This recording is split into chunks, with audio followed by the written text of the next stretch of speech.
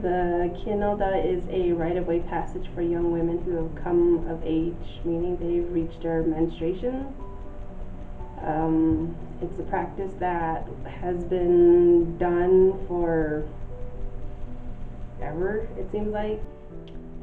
Kinaaldá is a womanhood ceremony celebrating when a young girl becomes a woman.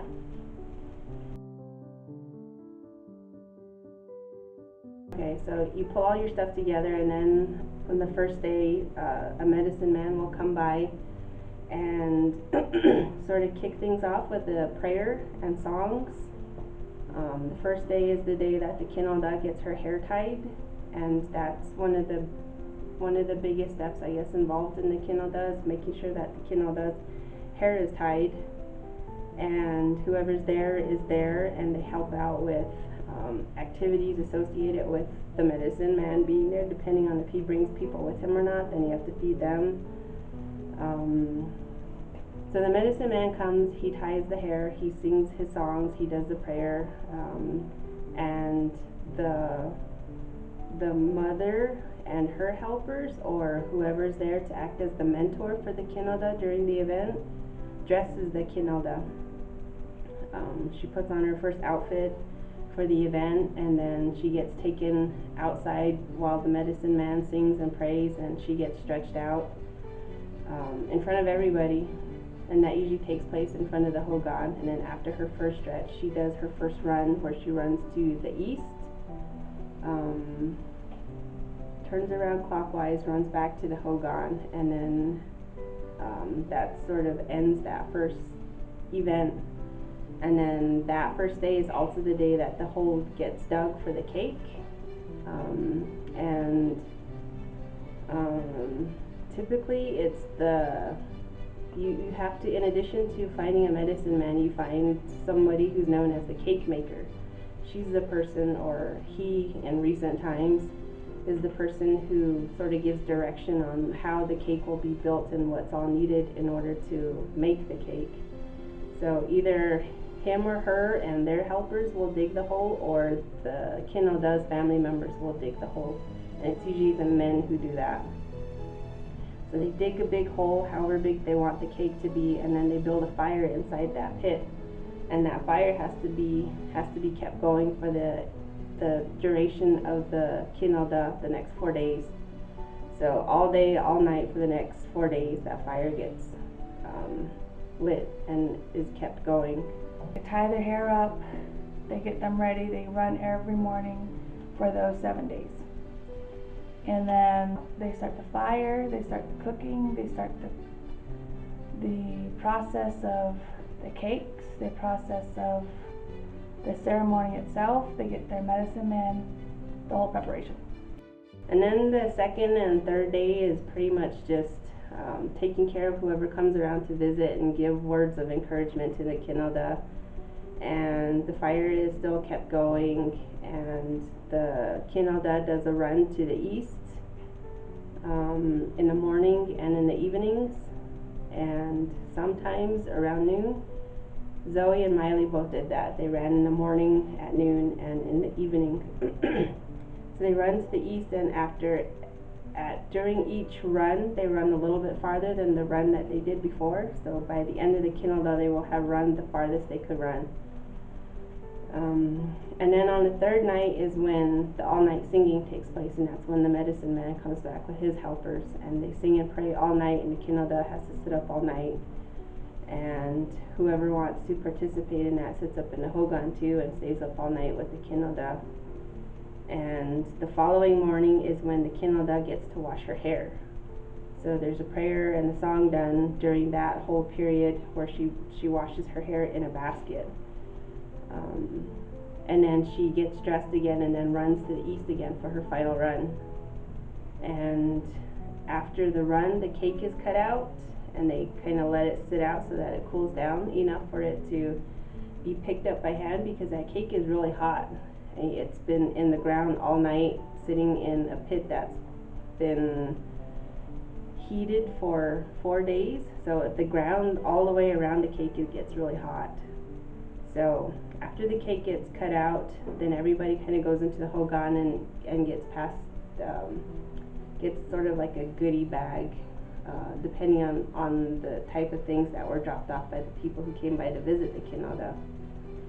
And then the medicine man, his helpers, everybody who helped during the Kinaaldá gets a piece of the cake. The heart of the cake is usually reserved for the medicine man, so he takes that piece. And then a little bit of the cake is left inside the pit, and then that is covered up with dirt. It gets buried in that spot, and then that spot becomes a sacred space. And then the Kinaaldá and whoever else sat up in the hogan is not supposed to sleep for the rest of the day, at least until it gets dark. Then they can sleep after that, and that's pretty much the conclusion of the Kinaaldá.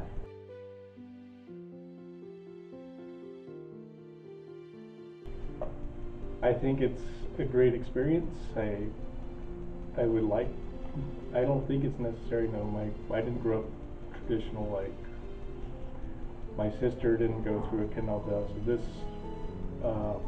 the Kinaaldá of my daughters was my first experience. I've been around them, but no, I don't think it's necessary. But I think it's an important thing, and I'm glad that I got to experience it, and I'm glad my daughters got to experience it. Yes, I think so. Wholeheartedly, I would say yes. Why is that? Because I had a Kinaaldá myself, and I always sort of reflect back on it to this day. The difficulties in trying to get through all of the tasks that were assigned to me at that point. As much as I didn't understand a lot of what was happening at that point in time, and even the frustrations of just being told what to do constantly by people who I didn't really know, it was really hard, and I guess kind of hard to accept at that time, because I didn't understand why people were bossing me around is what it felt like. But now when I think back on it, it's different, because I think of it now as the women in my family being there to guide me through this whole process that they themselves went through, because it is a rite of passage. And that's how I viewed it for my daughters. I wanted them to experience this sort of hardship too, so that they will come to appreciate it as an event that their family planned and executed on their behalf with nothing but good intentions. And I still think it's important. I think every Navajo girl should go through this process. And they say that girls are supposed to do this thing so they grow up to be strong, productive females, and they're not lazy and all those types of things. And in some cases that comes true, but I think if you're able to see the process for what it is and value all the hard work that went into it, and are grateful and gracious about it to the people who were there and stood behind you and helped walk you through the whole thing, then it's very powerful and meaningful in that way. It's something that you do that only you get to do as a Navajo female, and it's sort of special that way because it was done for you. So that's my take on the whole thing. I have to say no, because it's not practiced anymore. Okay. And then, do you wish you did it? Do I wish I had it done? Probably not, because 7th grade, 6th grade, I was very active with sports. It would take a whole week out of my time from school. So you kind of look at the white world of education, then you have to look at the tradition. What's more important? A week out of school or a week of training and preparing yourself? If I was raised differently with my dad's side traditionally, then it would have been a yes. But raised and growing up in the church, learning about the church, it changes and shifts your whole idea of what is expected of a woman. Two different things.